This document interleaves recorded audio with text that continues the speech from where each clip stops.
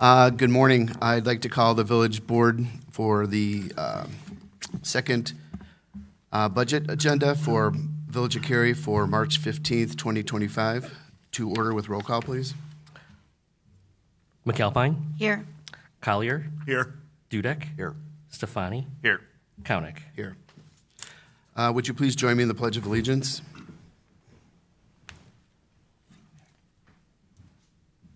I pledge allegiance to the flag of the United States of America, and to the republic for which it stands, one nation, under God, indivisible, with liberty and justice for all.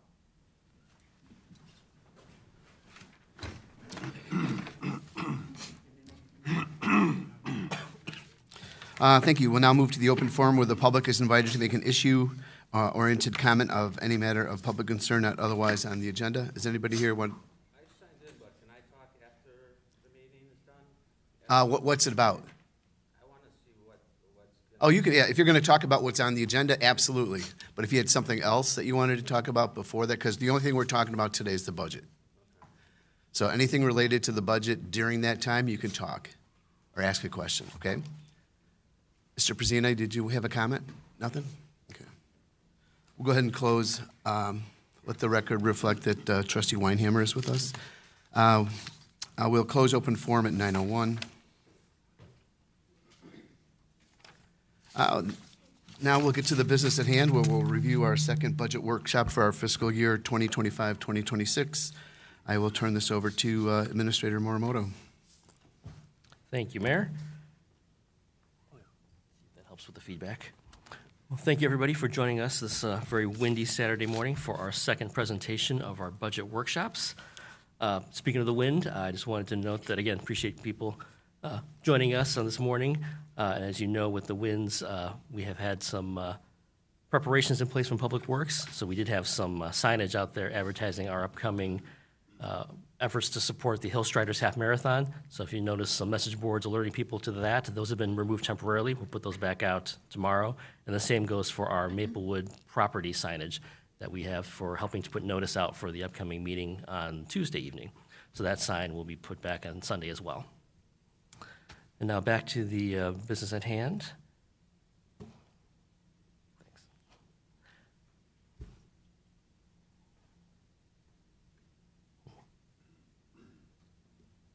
Sorry, 1 second.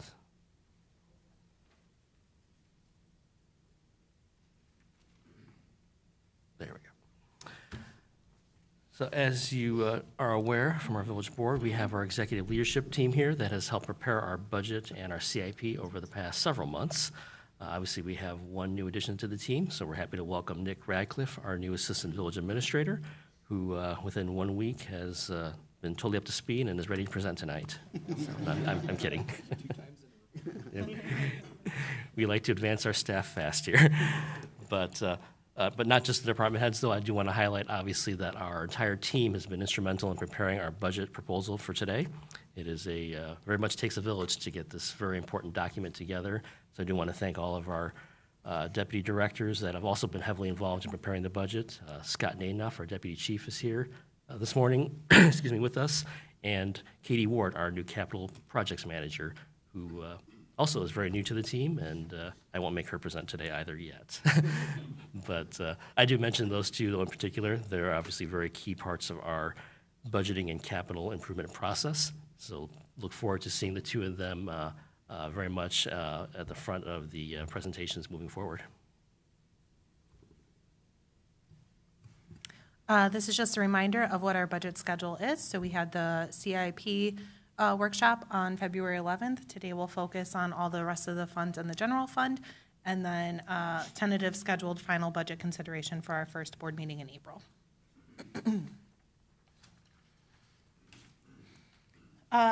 As always, we put in this budget workshop what our strategic priorities are for the Village of Cary.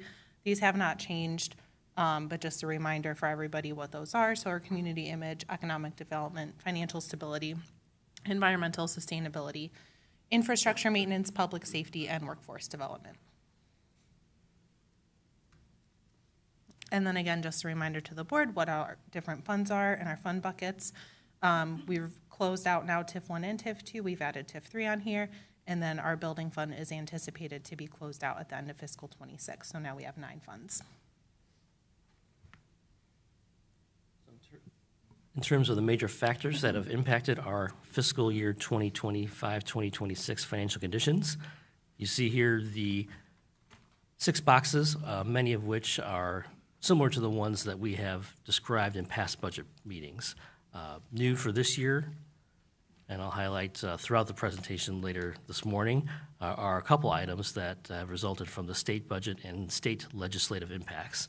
So this morning you will hear more from staff on the impacts of the upcoming end of the grocery tax by the state of Illinois, and then also some additional changes to the state laws regarding the use tax.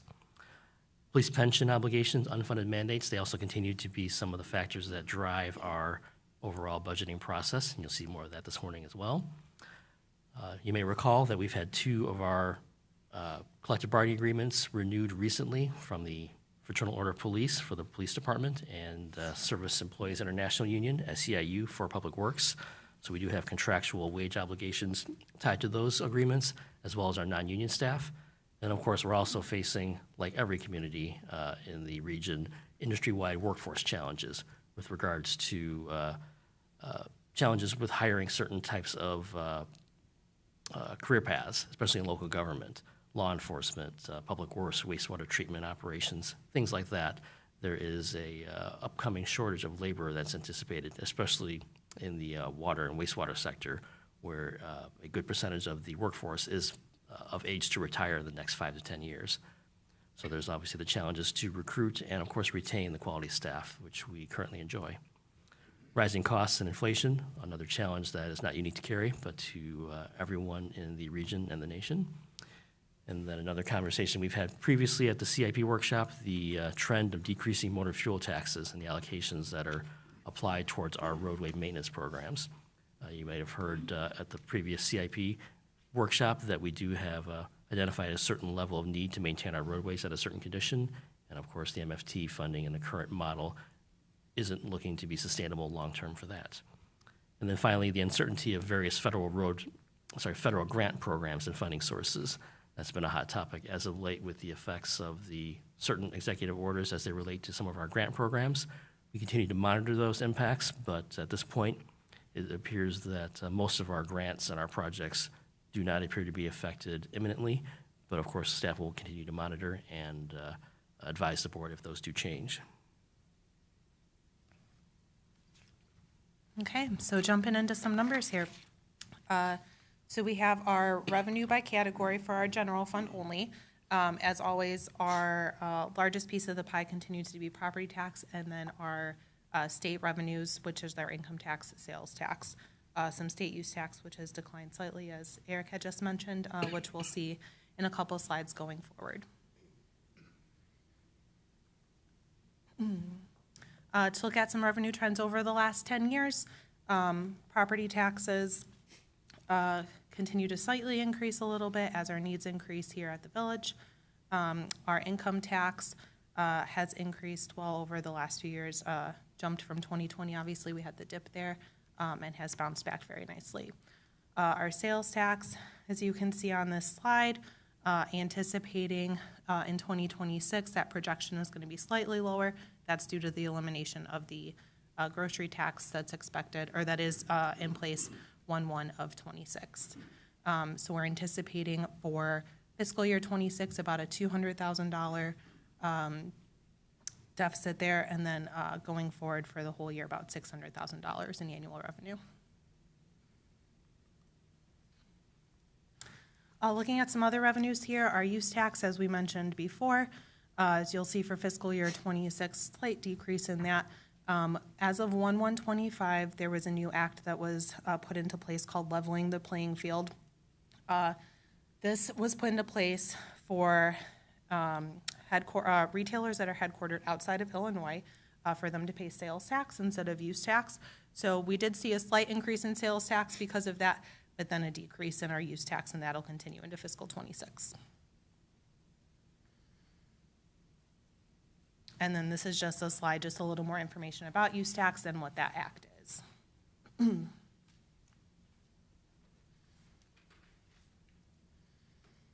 As Eric just mentioned, for MFT, a slight decrease in that going forward as well in the allocation.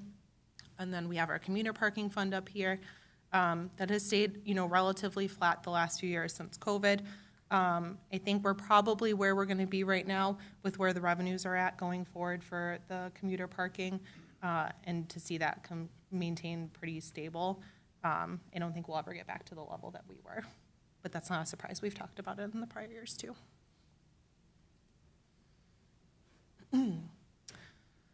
So our preliminary results for the current fiscal year that we're in, we're projected to have revenue of about $10.8 million in revenue, so slightly higher than what we had budgeted for, which is great. Our projected expenditures coming in slightly under what we budgeted for as well, at $11.3 million. And as a reminder to the board, that includes the $1 million transfer that we had budgeted at the beginning of the year for capital projects. That will put our unassigned fund balance projection to be about approximately $6.3 million, which is 56%. As the board is aware, we maintain about a 45% fund balance policy. So we are able then, with these projections, to do another transfer in next year for capital projects, as well as use some unassigned fund balance to cover the difference in our projected revenues and expenditures for next year.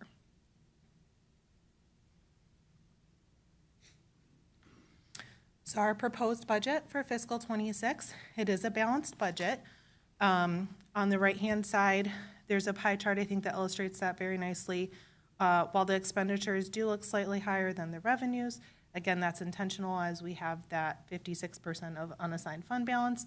And so using a portion of that unassigned fund balance to keep us balanced to cover that deficit in the grocery tax that will happen 1/1 of '26. As you can see as well, part of the reason that our unassigned fund balance has gotten to that level that we're able to do this and continue to do transfers to capital projects is over the years our revenues have exceeded our expenditures. This is because the village has done a very good job of budgeting conservatively in our revenues, not overextending ourselves. And so when those revenues come in a little higher, those expenditures come in lower, and the village is able to cut some costs in some areas, then we're able to continue to make those capital transfers. And obviously, the intent is to continue our history of good financial stewardship and conservative financing. So we don't want to ever rely upon the occurrences of having this extra fund balance. I think just based on the very good operations that we have from our department heads, that has obviously been a trend that we've been successful at. But in terms of sustainability moving forward, we obviously are looking for ways to make sure that we budget conservatively and ways that we will not have to rely upon that. So that is why you will see later in the presentation, we will have more discussion on the potential continuation of the grocery tax in order to not rely upon other measures such as this. Yes, that is correct. And also, towards the end of our presentation too, we always have the summary of all funds. And so that'll paint a bigger picture too of what that looks like. But every year as we continue to anticipate using that excess fund balance, there will come a point, as Eric said, where that is not a sustainable way to fund our capital projects. Some other highlights for fiscal '26, increased police pension contribution. We continue to see that rise every year to get us to that 2040 year to be fully funded. The state use tax and grocery tax legislation impacts that we discussed already. Still no funding source for capital fund or vehicle and equipment fund, which we'll discuss a little further later. We have the transfer that I just mentioned. And then this year, for the second year in a row, we are using our IRMA surplus fund for that IRMA annual contribution.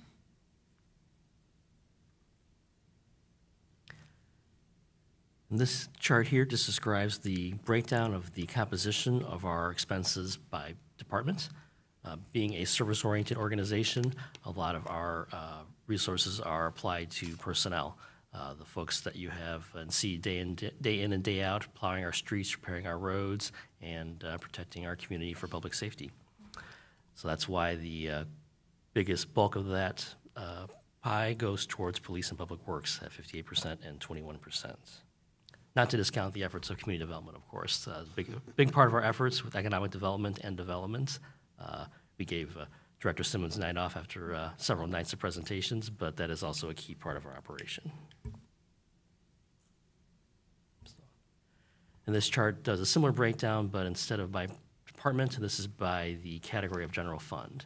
And as I just mentioned, service-oriented organizations, we are personnel-heavy in our expenses, so that is why you see most of our expenditures are related to personnel, which is wages and other ancillary costs related to that, and benefits as well, which, based on the projections, again, industry-wide, the cost of healthcare, not just for the village, even through our cooperative partnership that we have with other communities to keep those costs and keep those cost increases as controlled as possible, there still will be increases moving forward for that as well.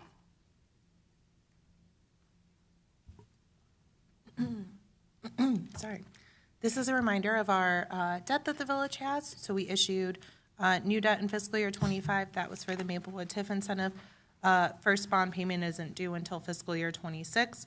That was funded at an annual interest rate of 5%, and that's being funded from the TIF fund. We also have the Municipal Center project here.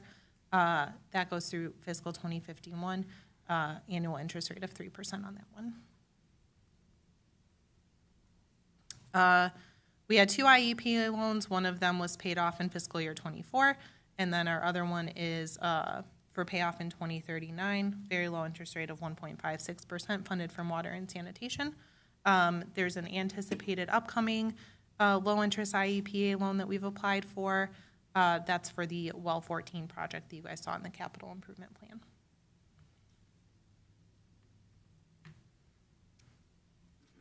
As we discussed, police pension fund contributions, those continue to rise, so about a 6% increase from last year to this year. As you can see, too, it is a large chunk of our tax levy every year, and that is for the state mandate to be fully funded, or at least 90% funded by 2040.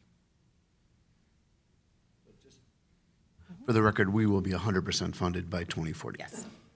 Yes, the village has always contributed what that recommended amount is.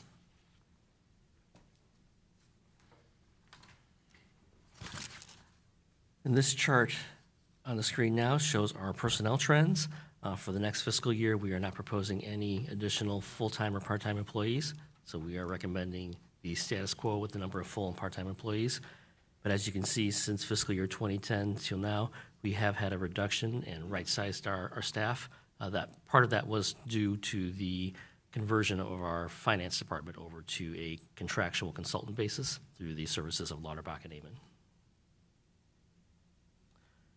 And this is the current organizational chart. We did show this at the CIP workshop as well. And this reflects some of the latest adjustments that we've had with the reconfiguration of some of our operational structure, particularly in public works, from a organizational assessment that we had performed last fall. So that you can see here under our Director of Public Works and Engineering, Director Noonan has a capital project manager who we just introduced, and then our Superintendent of Operations and Maintenance, and then a newly promoted Superintendent of Utilities. And you met Matt Anderson at our last CIP workshop. Additionally, in the Community Development Department, we have promoted our permit coordinator to a permit supervisor position, and then we're also in the process of filling a new permit assistant position that was opened up following a retirement we had last winter. As I mentioned, that assessment provided us some guidance moving forward on some operational efficiencies.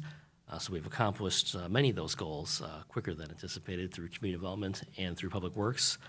Some of the goals of the assessment that are still remaining that we'll keep an eye out for future budgets and future opportunities. In the village administrator's office, one of the recommendations was to have the village clerk position changed to an appointed position. That does require a referendum, however, for non-home rule communities. And that is an option that could be open to us in the future, given that for a number of years we have not had a village clerk elected or a person interested in becoming that position through the elections. The recommendations also included the suggestion for separating out the human resources and communications functions, which are currently embedded and overlapped within several positions, but particularly with our new assistant administrator, who is spearheading most of those operations concurrently with his other duties. But this time, we're not proposing the change at this time, just due to the available resources, but we will monitor the situation for the future. This is also from the CIP workshop. These were the results of the 2025 Budget Priorities Survey. As we noted at that time, many of the priorities indicated from the public in that survey focused around infrastructure, water, roadways, bike pedestrian facilities, and economic development, and particularly for downtown, public gathering spaces and special events, which you will see as part of our, and will be tied and related to the recommended budget we're going through today. And over at Cary Lake, obviously the vast majority of the folks did indicate a desire for paved trails. Okay, jumping into some more numbers here. This is the Village Hall piece of the general fund. So that makes up about 21% of the general fund budget. For fiscal '26, we're proposing about $2.3 million in expenditures for Village Hall. Some of those contractual services that are embedded in that budget are the Lauterbach and Eamon Financial Services, IT services, the IRMA insurance, and some economic development initiatives. Jumping over to the police portion of the general fund, that makes up about 58% of the general fund budget. For fiscal '26, recommending about $6.4 million in budgeted expenditures. Correct me if I'm wrong, but currently now fully staffed with 27 sworn officers, which is great.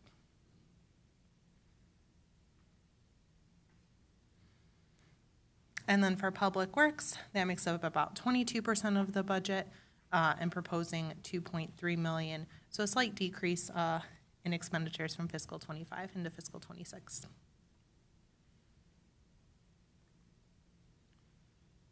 Next few slides may look familiar from the CIP workshop. This one in particular is our Pavement Condition Index, or our PCI. You remember that we shoot for a 70 or better, which is satisfactory. With the current funding source of motor fuel tax, it's $720,000 annually. You can see with the decline in the red line there, where we are shooting to end up. Currently, the PCI rating is just above 62. In the out years of 2032, it drops below that 50 rating.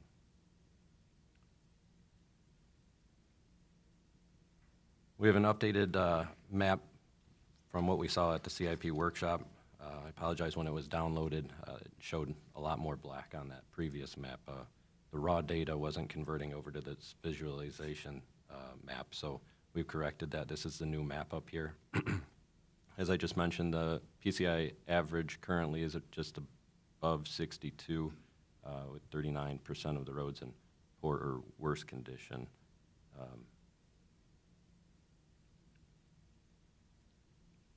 Leading into the 5-year road program. Here's a visualization of what we're looking to do in the next 5 years with that $720,000 MFT allotment. You can see with the current year, we're also including First Street, which is part of current STP program. Water and sanitation operations, we have 1 full-time staff, 9 hourly, and then obviously use contractors for technical and construction needs. Water and sewer revenues are $11.3 million, with expenditures at $16.6 million in the upcoming fiscal year. That's due to the Well 14 project, which is intended to be paid for with the EPA low-interest loans and the loan forgiveness as well. Water and sewer rates.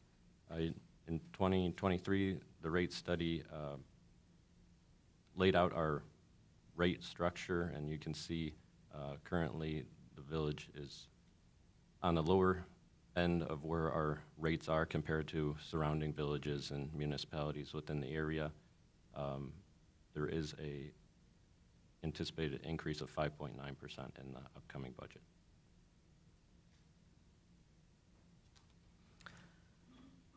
Over in the parking fund, so this is the fund that provides us with the resources to maintain the commuter parking lots and our shared portion of the Metro Depot over along Route 14 in downtown. We have an estimated FY26 expenditure of approximately $122,000, most of which is for the parking lot maintenance itself. As we described over in the CIP workshop previously, this is just a summary of the projects and initiatives that were part of the FY26 expenditures. The list here, we won't go through all of them in detail as we did last time in February, but those total of $3.3 million in expenditures. On the vehicle and equipment side, and this does not include the water and sanitation fund, as the equipment and vehicles there are funded through the enterprise fund there. The expenditures for FY26 total about $381,000, and this includes our fleet leasing program, which funds our police squad and patrol vehicles, our light-duty administrative vehicles in all departments, that's community development, police, and public works and administration, and then our medium-duty trucks, which are the larger heavy-duty pickup and dump trucks and utility body trucks in public works.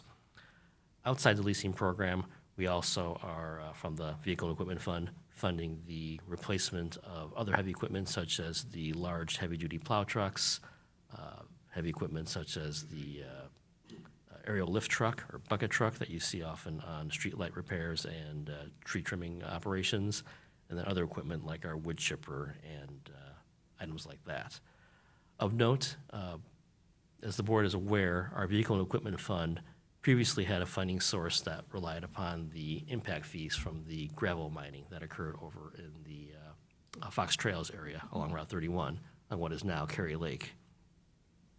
Since the mining operations have ceased, those impact funds obviously have no longer been applied to our revenue sources.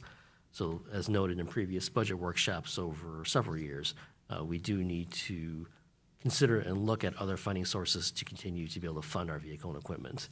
The leasing program has been very successful in stretching the dollars and the fund balance that we had available to us, but there are a limited number of years to where where we will be able to sustain that and continue that. One of the impacts of that we're actually seeing in this current fiscal year. The Public Works Department has indicated a need and a desire to replace an additional heavy-duty plow truck and also replace the wood chipper. However, given the current fund balances in place and until we identify a plan for funding vehicle and equipment and capital infrastructure, we are deferring those requests temporarily.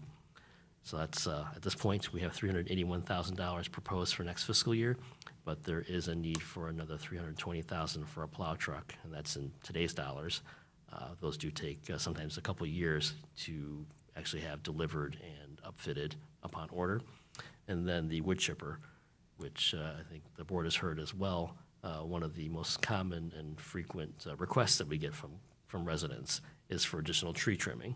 So we do have, obviously, the one wood chipper in place, the one bucket truck, and a small team of staff that can perform that service in-house. We do have some outside services in the budget, in the capital maintenance budget for tree trimming, but the wood chipper itself is a very key component to that operation. So it is something that, while we're deferring it now, we don't take the need for this lightly, especially in days like today when high winds are sure to potentially draw even more need for that piece of equipment.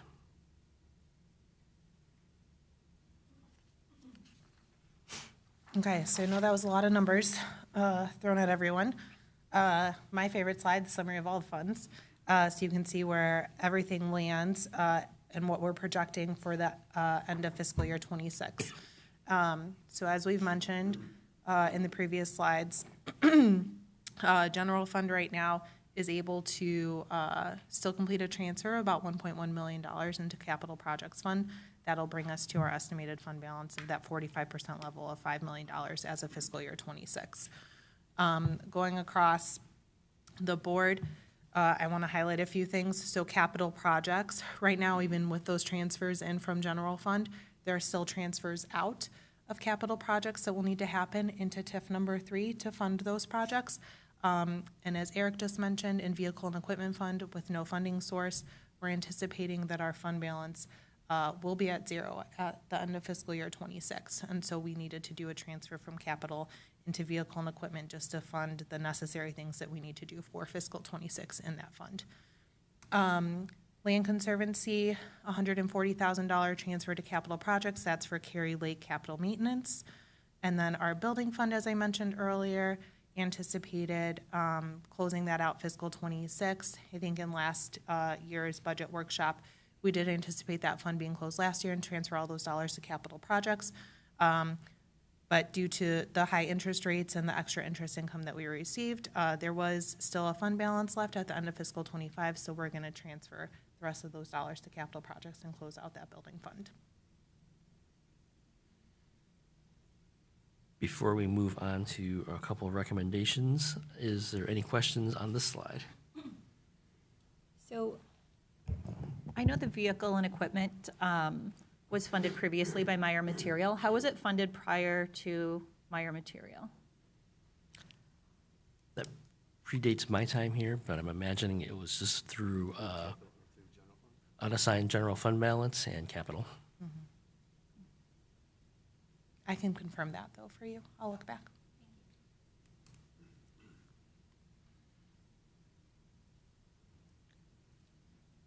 As we mentioned, one of our recommendations with regards to being able to propose sustainable operational budgets for the future, the elimination by the state of the grocery tax on January 1st is a significant impact, not just to Cary, but to municipalities across the state.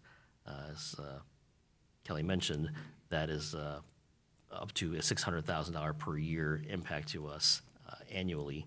I stress that annually, a recurring impact to our operations. I do commend our department heads for proposing a very measured operational budget. I think you even saw, as Kelly showed in the presentation, some of our funds even had decreases in our requests for FY26. This is due in part to making sure that we are prepared in the event that the grocery tax is not continued, but noting that through the state legislation, municipalities, whether home rule or not, do have the ability to pass their own local grocery tax, which would then allow that grocery tax to continue moving forward at the same rate that it has been in place for many years. We are suggesting that and asking the village board for feedback on whether or not to continue that grocery tax, as that does enable the village staff then to be able to propose a more defined budget and not have to rely upon the variabilities that are in place, not knowing the exact amount of the grocery tax that will become each year. And we are obviously accounting for approximately $200,000 difference in revenue if it weren't to continue, but that is an estimate. The state's formulas are very challenging for our finance department to estimate that, despite repeated requests to give us exact numbers. So that being said, it's, as I mentioned, it is a challenge to be able to budget off of variabilities. We prefer to take a more safe, conservative, and sustainable approach to it. So we are looking for some feedback on if the board is open to looking to continue that grocery tax in the near future. It doesn't, from the state side, doesn't actually take effect and become eliminated until January 1st. However, in order for it, if it were to be replaced and continued, it would need to be enacted prior to, I believe, October. So that way the process through the Department of Revenue can be seamless. Anything to add, Kelly? Can I jump in there? This is something that we're dealing with through the other organizations that the village is associated with the McHenry County Council of Governments, Metropolitan Mayor's Caucus, and the Illinois Municipal League. These are serious dollars that municipalities would be losing out. When the governor made that proclamation that he was eliminating this, he did not take into account that he doesn't budget for it. He doesn't account for it. It's merely a pass-through that goes from the state to the municipalities for municipality funding. So what we are doing through all three of those organizations, we're going to have a concerted effort in July-August timeframe where all the municipalities will be continuing with this, because I think that the governor realized that that was a grave error on his part. Be happy to talk to him about it. We've tried to, but in effect, the outcry from all the municipalities led him to change his stance to allow us as non-home rule municipalities to continue and maintain that funding source. In addition to that, the governor also, what's the word I want to use here? He reduced the cumbersome approach for us to have a non-home rule sales tax, which is something that home rule communities enjoy, and almost every single home rule community has a 1% general sales tax, which is something that we need to look at to level the playing field. For instance, our neighbors in Crystal Lake, Algonquin, Lake in the Hills, up to McHenry, they all have a 1% general sales tax. And the Village of Cary does not, at this time, have those funds. So our residents that shop here may save 1% on the grocery tax, but I know that everybody shops everywhere else. They go to all the other municipalities, and they're already paying that 1%. So what we need to really contemplate is where we're going to go with some of our funding challenges and how we're going to do that with the least amount of impact on our residents. Because remember, grocery tax not only affects our residents, it affects every single person that comes through our town, including residents, including just people driving through and shopping in the Village of Cary. So those are things that could help us with some of these projected deficits that we have, especially with our vehicle replacement fund and our infrastructure. I mean, these are some serious things that we could do that will not affect property taxes, and that's something that is something that we need to consider, because I feel that as a board, we've done a great job of maintaining and keeping our property taxes flat. Again, we have from our tax bill, it's like 4.4 or 4.8%, 0.44 is it now? Whatever it was, I can't remember what it was. But I mean, we really do a good job with that amount of money, considering half of that goes to police pension fund. So these are some serious things that we have to have a discussion about, with having really virtually no impact on property taxes. So it levels the playing field for the entire county. And not only for us, it's going to for the entire state. People are going to be given those, the handcuffs will be released, so to speak, so that we're going to be able to look at some things, serious funding challenges that could be alleviated by a sales tax. So did I understand the slide correctly? Could you turn your microphone on? I did. Okay. Sorry. Do I understand this slide correctly? So the state hasn't made a decision yet? Yes, they have. They have? It will be eliminated on January It will 1st, be then? 2020. Yes, Okay. absolutely, yeah. Okay. That's the only clarification I needed. Okay. Thank you. I wanted to just go back to this prior slide here really quick too, to kind of highlight what the mayor just said as well with some of the funding challenges.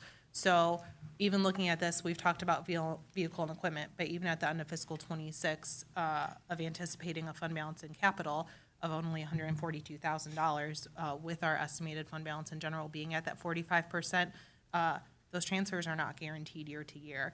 And if we operate in the way that we're projecting for next year, those dollars won't be available in the general fund to be able to transfer to capital. Mm-hmm.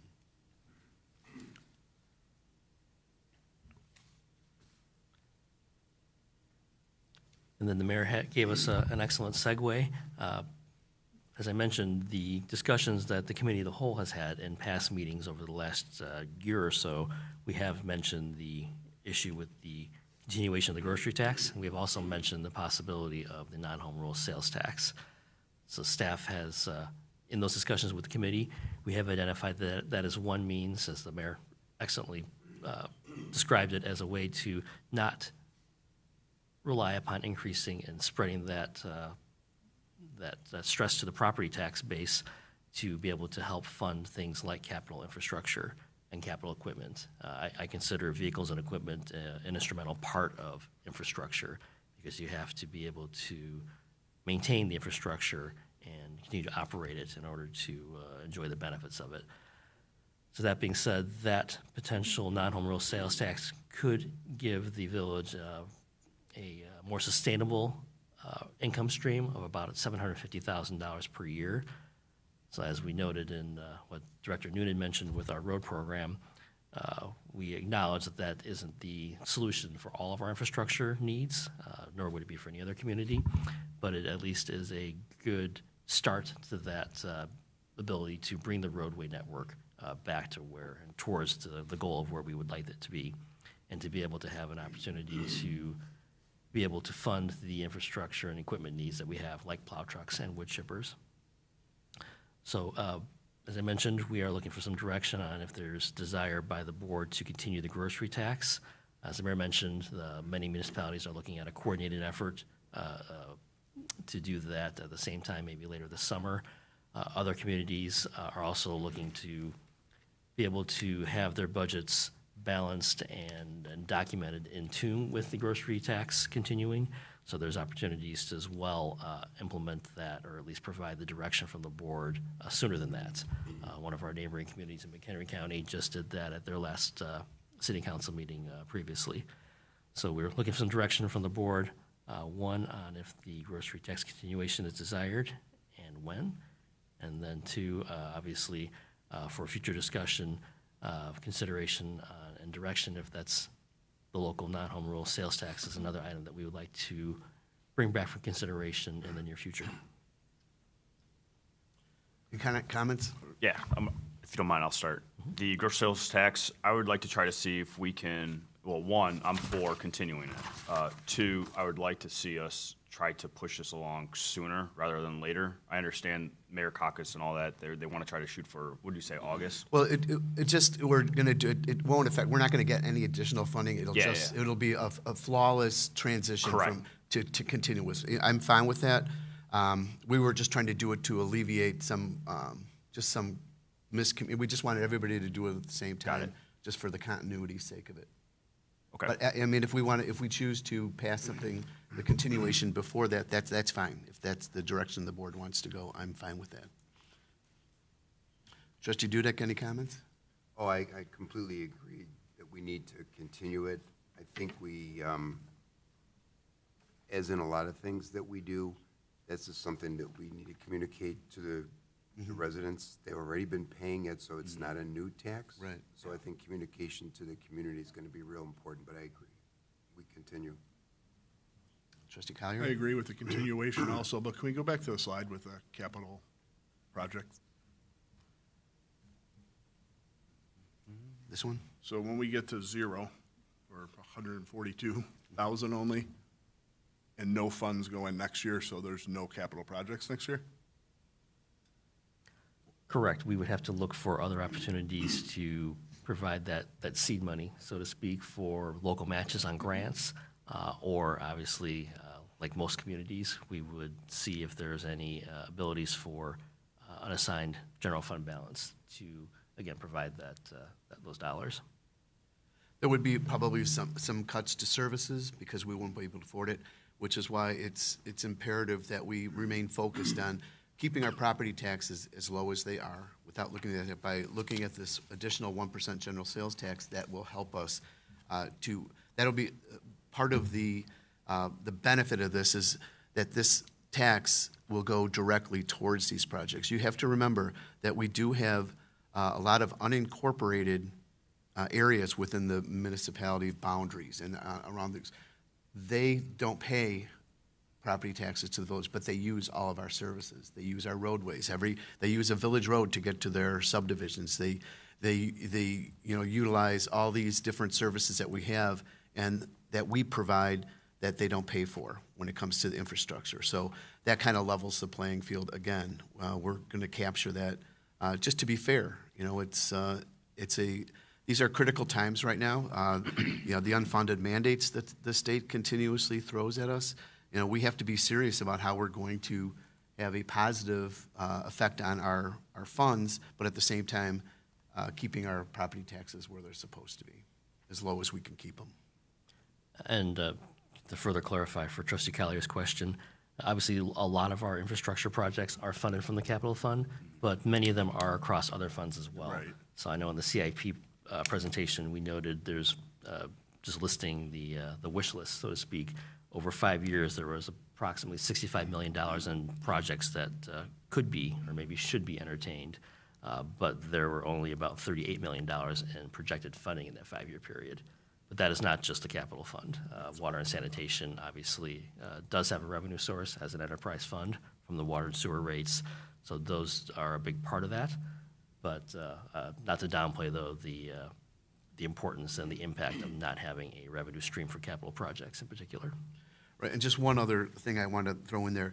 You know, when you look at those capital project dollars, we have to have somewhat of a balance in there because we've been very fortunate and we're very good at getting grants. You got to remember there's that local match. If we don't have funding for a local match, those grants really aren't going to do anything for us.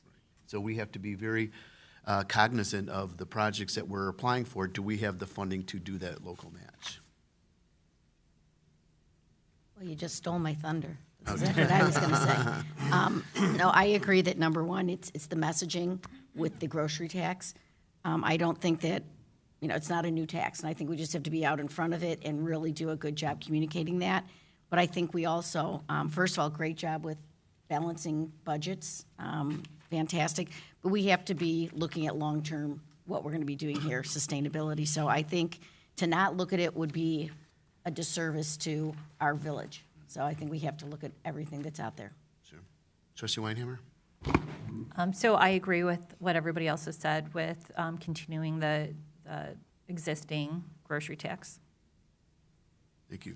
And for the record, Trustee Walrath had a work commitment and wasn't able to be with us today, but he expressed his support for both continuing the grocery tax as well as the continuation of a discussion, and he is in favor of the 1% general sales tax. So he will back that up when he comes back, but he wanted that to be made known to the board.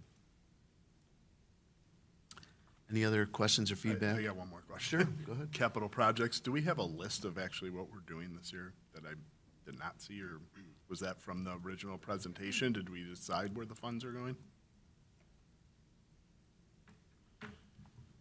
Yes, from the CIP workshop, we identified the potential and proposed FY26 expenditures.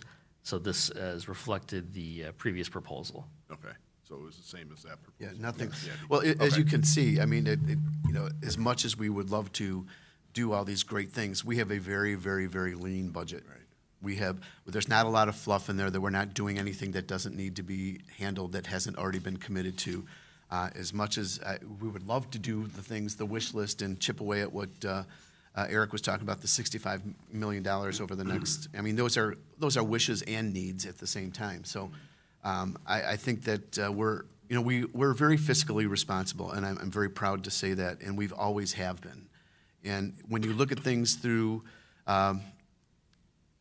the eyes of the regular taxpayer, I think they will understand that these are vital services that we're trying to provide. And there's just, because we have a low tax rate, there's not a lot of fluff. We're not doing a lot of things that don't need to be done. So we need to look at this in a serious capacity. I just want to bring up something. We don't have to necessarily talk about it here, but I think it's something to think about, or have staff think about a little bit. And that is, while it's very admirable to be at 100% of the police pension fund funding by 2040, the mandate's not 100%. And you look at the chart, you see that amount every single year. It's a pretty significant amount. I guess to me, there are times, and these are the times, every time we go through this process, I look at that number and I go, could we use those funds for other purposes and still be doing a good job, trying to achieve what the mandate is? So I'm not taking a position one way or another. I'm just suggesting that I think these are difficult times. They're different times. And are we really doing the right thing to be 10% ahead of the curve when we're challenged every single place you look at for funding? So it's just kind of a big picture comment. I appreciate that. Wasn't there also talk of extending that date past 40? We have, and it's when we lobby in Springfield through all the different organizations, that's something that we continuously bring it out, that we can extend that a little bit more, because when that was enacted, that was just an arbitrary. Right. It wasn't. There was nothing really to back that. That was just something. And I don't think that they realized, I mean, you would look at this slide and the significant dollars that the village is putting forth towards this. I mean, this is a vital service. This is, I think as a board, we're very proud of the public safety program that we have. And we want to make sure that we are able to meet our obligations. To Trustee Dudek's point, we are by far ahead of a lot of other municipalities, by a long shot. I mean, we have made significant advances through our being, fiscally conservative in what we're going to be doing. But if we need to make a decision on, instead of being 100% funded, being 90 or 95% funded to meet the state mandate, that's something that we can have a discussion about. I believe when we had asked the consultant that, what's their name?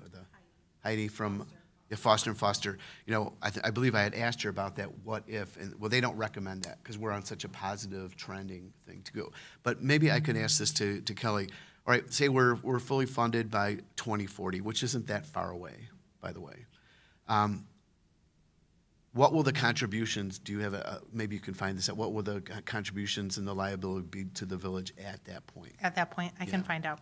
Yep, I know Just that. just to have an understanding of where we will be, and if we were to extend that out, let's look at the value of those numbers and how we could offset that cost for other things if we need to. I mean, none of us like to ask for more money, but the monies that we are looking at right now, it's just a continuation of what we've been promised and that the state decided they were going to take it away, and then an opportunity for us to look at some serious revenue sources for our infrastructure and capital improvements and vehicle replacement, that we can have that opportunity to move these things around. You look at the cost of our equipment and things that we need to do. We need a plow. We need to, and those are $350,000. $350, I'll take 10. No, but if they were $350,000, I mean, that's big bucks. I was invited to the firehouse yesterday for a senior thing, and we were talking about the amount of money that we have to pay for like fire trucks, ambulances, and that, like for an ambulance they're talking about. And so that's all part of our tax base that we use that goes to it. And the ambulances are now like $350,000. A fire truck is millions. And that's like us with the plow trucks. Those are 2-year wait lists. I mean, you can't just go to a lot and say, I need a new plow truck. You have to wait 2 years for that. And think about how that cost escalation, nothing's cheaper 2 years down the road. So we've got to be cognizant of how we're going to be, there's not a lot of fluff, as I said, in this budget. I give staff an unbelievable amount of credit for keeping us and, maintaining where we are and trying to get some of this stuff done. But I think it's a conversation that that has to be on the forefront. We have to continuously do. This chart points it out. This chart Yeah. shows that in 8 years, we've nearly had to double the contribution. Right. Have our revenues doubled No. in 8 years? No. Heck no. Exactly. So, sometimes, we're thrown curveballs all the time by the state of Illinois, which is unfortunate. And I understand why they were doing what they were doing, but to put out a number just to put out a number, that doesn't make any sense to me. Do they have, if you don't reach that number, what happens at that point? I don't know. I'd rather. No, right? Around in 15 years. Right, yeah. I don't know. And that's 15 years away. Yeah.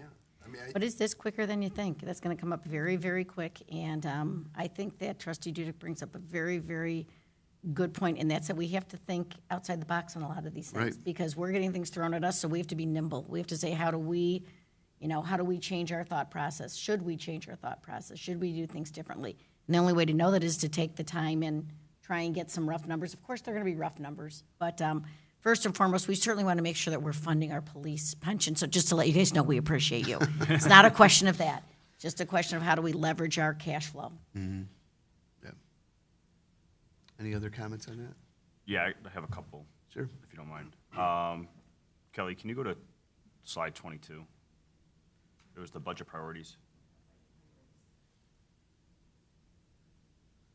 And as she pulls that up, Eric, do we, when we did this survey, was there room for comment, or was it just a radio button where they're choosing what their top priorities are?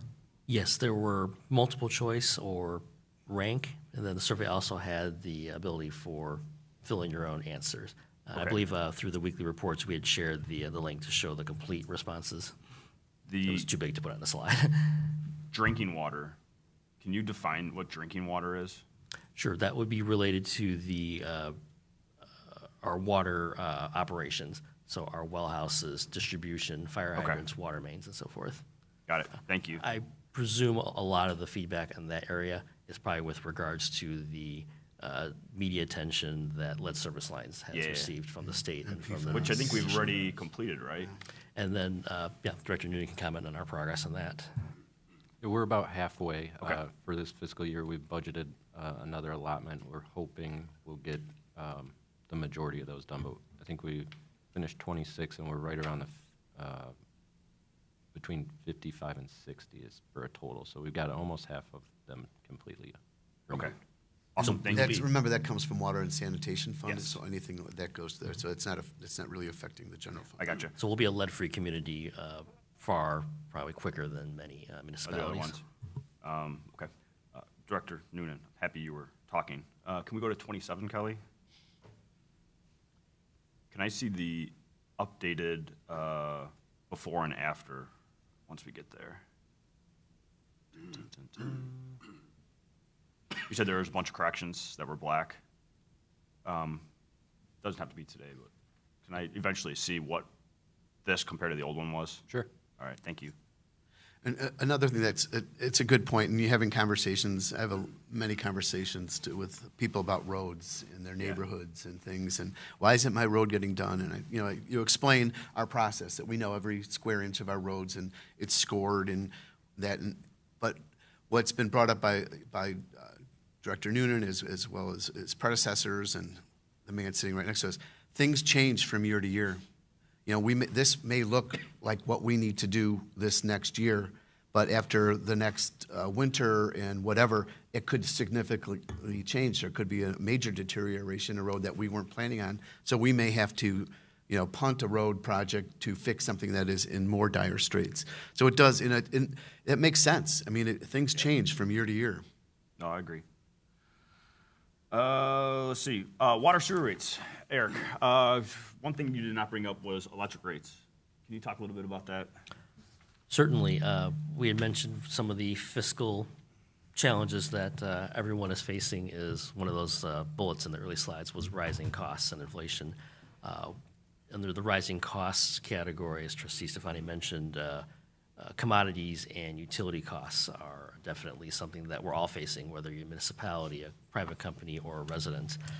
As a good example, the joint electrical aggregation bid that we participate in with many, many other communities in order to get the best electrical energy rate costs possible. That bid was just opened this past week, and the rates, due to many factors, some of which are the impact of the tariffs on Canada, which many folks probably don't realize that one of the biggest imports for the Midwest, the state of Illinois included, is energy, natural gas and so forth. But those tariffs apparently had an impact on the volatility of the market for energy. So our rates now for the upcoming joint bid have gone up 34%, which have to balance that, though. The total cost for energy that we would experience from that bid isn't a 34% increase, because the distribution costs are a separate part of that total bill that we experience. So that's the maintenance of all the lines that you see from ComEd and other companies. So our total projected costs for the next fiscal year for the next year for energy is about 17%. So we're seeing things like that happening in the energy sector, like Anthony mentioned. We see that happening in natural gas, telecommunications, and so forth. That does, obviously, then you see our 5.9% increase for drinking water and wastewater treatment. As Director Noonan mentioned, we're very proud of the fact that our rates are very competitive to not just our neighboring communities, but our other fellow utilities themselves. I was just going to, when you look at this slide and you talk to people about my water rates are going up, why is my water rate so high? Go back to that one slide on the priorities. What's the biggest priority people have? Water. Okay, Yeah. enough said. No, I'm with you. Reason I wanted Eric to bring that up was our properties that the village owns is not really going anywhere. They're going to be here. one of the things I'd like to explore, and I think Eric mentioned this before, many years ago, we did look at the opportunity to help reduce our electric rates, which was looking at solar, and I think we did a whole proposal around that. I would like to kind of put out there, get everyone's opinion, doesn't have to be today again, if we try to get some proposals again, just to see if it would offset any general funds, if possible, if we ended up going down that route. I know a lot of it came, it was very expensive when the initial proposal happened many years ago, but a lot of stuff has changed over the last few years, so I just do want to put that out there. And then the last question I have is, Mr. Noonan, the chipper, $175,000 for a chipper. Are we better off just to rent when needed, or do we really think that we need a $175,000 chipper? I know it's a wish list, but. Yeah, I mean, if you're asking opinion, Yeah, that machine is used every week. okay, If, I would say 3 days a week at least, if not more, depending on what's going on, whether it's just tree trimming, or like Administrator Storms. Morimoto said, the storms today will probably cause us to use that machine all of next week. okay. No, that's fine. I was just more out of curiosity how often we actually utilize it. So if we're seeing that we're utilizing it on a daily, weekly basis, then I think that kind of helps point in the right direction, so. And then again, if we continue to look at the general sales tax and we fund this, that is something that would be eligible. I believe that Director Morimoto, do you want to clarify what we would consider an eligible expense towards that? We would dedicate that money towards this. Yes, if a non-home rule general sales tax was considered, we would recommend making sure that the categories of eligible expenses were broad enough to include things like equipment that supports the infrastructure. I think it sounds from what we heard at previous committee meetings and today that if that were to be considered, that infrastructure would be the priority for those funds. But yes, we do recommend vehicle and equipment be part of that. I think we have to have that as broad as possible. I mean, there's no reason to do it one way and then have to go back and revisit it, make it as broad as possible, because as we are talking about, things change. We don't know what the priority might be the following year. Right, and this won't go towards personnel, because personnel is, I mean, that wouldn't be sustainable. We chip off some of these, excuse the pun.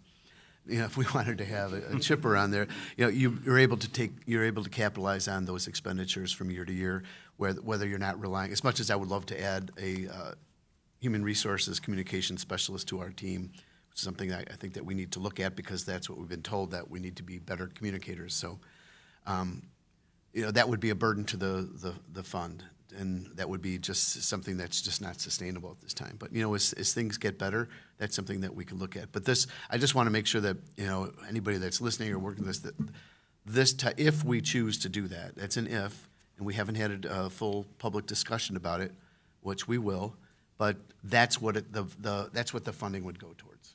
And as you can see by these slides, and so eloquently put by staff, that, there needs to be a solution. And to build upon what Mayor Connick just mentioned, obviously the focus and the main challenge that we've highlighted today has been with regards to the capital improvement fund and vehicle equipment fund, so the infrastructure equipment side of things. I don't want that to take away from the fact that our financial outlook is still very positive with regards to all of our major revenue funds. We joke internally here that Kelly's predecessor, his nickname was the Dark Cloud, because every time he showed up, he had a very gloomy, doom and gloom message, and we say that jokingly, it wasn't doom and gloom, but obviously it's just a good function of our conservative approach and our recommendations. My family said, you need to brighten up your outfit today, because I was looking a little gray. So throw a little green in here for St. Patrick's Day. But that matches, though, what our message is here. It is a very positive proposal we have here. I said it before, and I'll say it again. We're very proud of our department heads for putting forth a very conservative budget, but one that doesn't preclude us from achieving our goals and our services. Personnel, like the mayor mentioned, is not part of what we're looking at in terms of the challenges. We have budgeted appropriately and we're staffed appropriately, with the exception of maybe the one function of HR and communications. But this FY26 budget is only a 3.2% increase in the general fund from the previous fiscal year.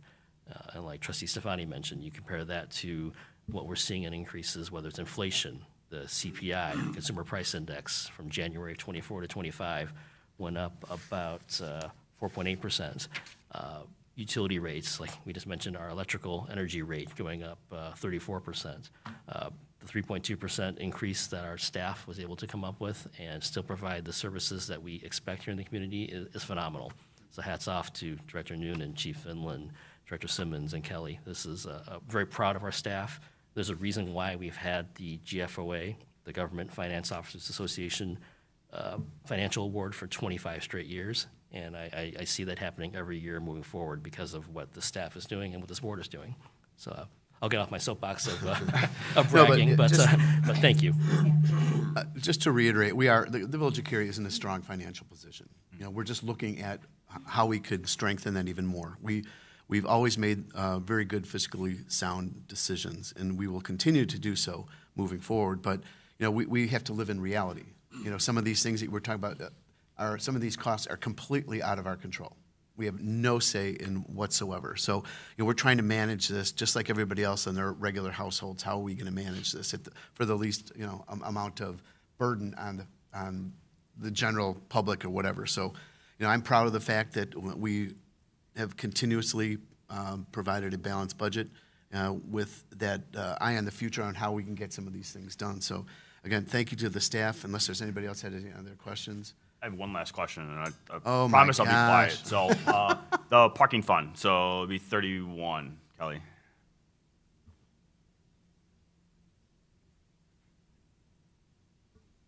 Commuter lot maintenance, that's 62,000. What is that for?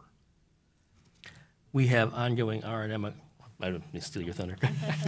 Sorry, Kayla. Noonan again? Ongoing maintenance expenditures that we budget for maintaining the parking lot. Things like striping, any asphalt repairs, the signage, lighting, and then the depot itself. While Metro maintains the larger, bigger ticket items per our IGA with them, some of the smaller day-to-day items of maintenance on the building itself are ours as well.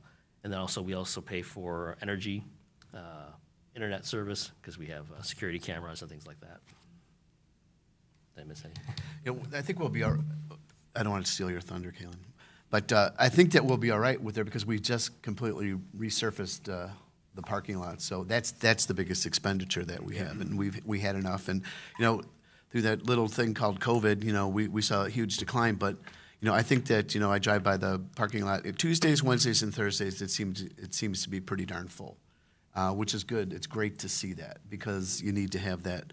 And one of the things that I was asked, I'll throw it out here right now, maybe to put it together, looking at reassigning some of the unused permit parking to make that more accessible to just the daily commuters rather than the park, because they say I have to walk past all of these permit parking and nobody ever parks there. Can we kind of look at how we can reconfigure that to be a little bit more conducive to what's happening now? We're not selling as many monthly parking passes as we had in the first. So that's something that we could help that a couple commuters have brought to my attention. How much out of that fund do we get? Yeah. So when I pay for parking or that parking permit, are we getting 100% of that, or do we have to, is it a cost share with Metra, Union Pacific? Nope, we get 100% of that. 100% of it? Okay. We do through our lease agreement, and we do have some financial obligations with the railroads, but obviously those are, we'd have to get back to you on the details of that. That'd be awesome. Thank you. All right, and I'm done, I swear. I'll let you talk again if you want more. This is an open dialogue here. Everybody else okay? Any other questions? I don't comments? have a question. I just, you know, again, big picture, thanks to staff, great job. Everybody does a great job. I've been through so many of these, and it never ceases to amaze me how much work, you know, the staff puts into it. So thank you very much. I think every single year when I've heard these over a long period of time, it does kind of make you think about all the other things that happen in the village, right? The possibility of a small little development here, the possibility of a big development here, and the financial impacts of those.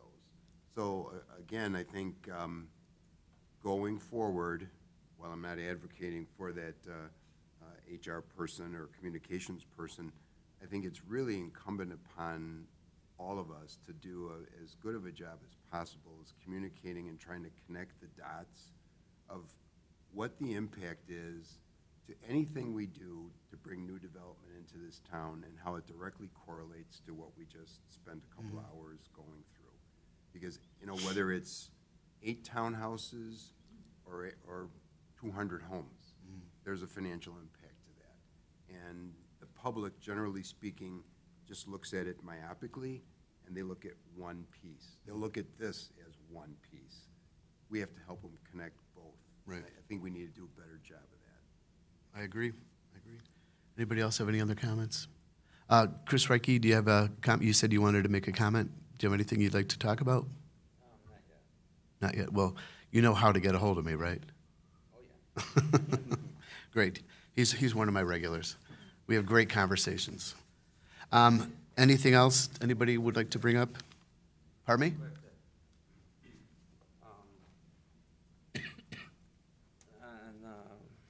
Could you just state your name and address for the record? Chris Reiki, 446 Lloyd Street. Thank you.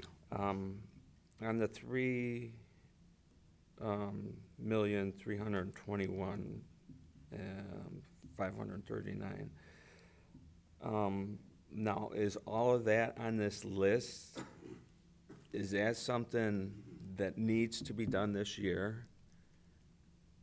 I mean, is it something that's like a necessity that needs to be done like this year, or can it be put off to next year, or is it? Yes, you may have seen during our CIP presentation, and this is just kind of a summary list of all the items just for that upcoming fiscal year. Many of the items like capital maintenance, those are need to do, obviously. Several of the items in the list that we're working on are tied to grants, so the local matches obviously are critical. So the timing of those are less flexible because we're held to certain completion dates and times to maintain and be able to be eligible for those grants. So things like the community plaza construction, the Alfresco Alley streetscape design, and Rawson Bridge Bikeway, those are all contingent upon timelines of either grants that we have been awarded or that we've applied for.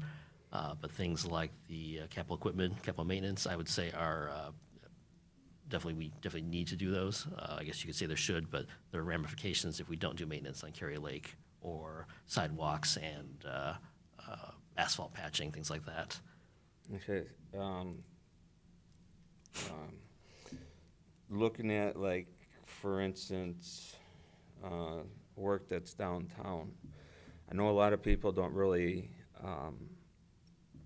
follow where that money comes from. Is there any way that can be posted on like the website? You're talking about the grants that we've been given Whatever, to, yeah. and the donations because and stuff. Everybody sees, okay, what you did downtown now. Mm-hmm. Okay, so you're under the assumption, okay, so this is what the city paid for. Yeah. So if people don't follow where their money comes from, I mean, I know somewhat how it is, but versus somebody that at least they can look at the website and see where funding or how it comes from. Sure. Well, because as you know, because you come here and you listen to us all the time, that a majority of the streetscape projects are funded by grants, and Yes. we're very thankful for that. So that's when I was talking about when you're looking at the capital projects fund that we have to have. It's usually 20% matching. So if there's $1 million project, we're still responsible for a part of that, 20% of that. So we have to always make sure that when we're looking for grants, which any time we have a large expenditure, we're going to look for grants. So we have to make sure that we have the availability of funds to make that matching grant work. So I think that's a good idea. That's what we can do. As a matter of fact, I haven't seen it out there yet, but for the phase 2 of our streetscape, when we're going to be doing the Glenke Family Community Plaza out there, we had last year we had shown there was a board that showed what was going, and it also identified how it was funded.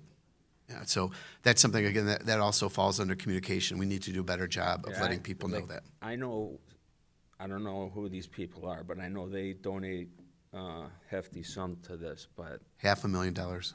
okay, but other people don't know. Yeah. So out of that what is it, 100 or 1 million, however much it is this year, how much the plaza, how much the family donates, how much the grant gets, and then how much the city participates or donates in. Great point, great point. We'll So- take care of that. Nobody knows all the finer stuff. That's something we can continue on Cary News Weekly, our website, Facebook pages and all that. You can do it for any special project, Yeah. you know, type of thing where you It's a say, great show me idea. the money where it's all coming from. And I talked to Brian and got a picture of the roads. I don't know if that's something that's worth posting out there or not. That might not be feasible. Our chart about our road network and what's coming up and what's Yeah. scores, yeah. These are good ideas. I mean, I know where to get it, but just so some of this information, people, and one other, with the grocery tax, it gets eliminated January 1st, so are you gonna continue it just from January 1st? Right. And then just keep keep it on? moving, You're yeah. not gonna start it like right now, or? You can't, it'll just be, it's just like the continuation. It's not like new revenue, it's existing revenue that we've had forever. So we'll just continue on.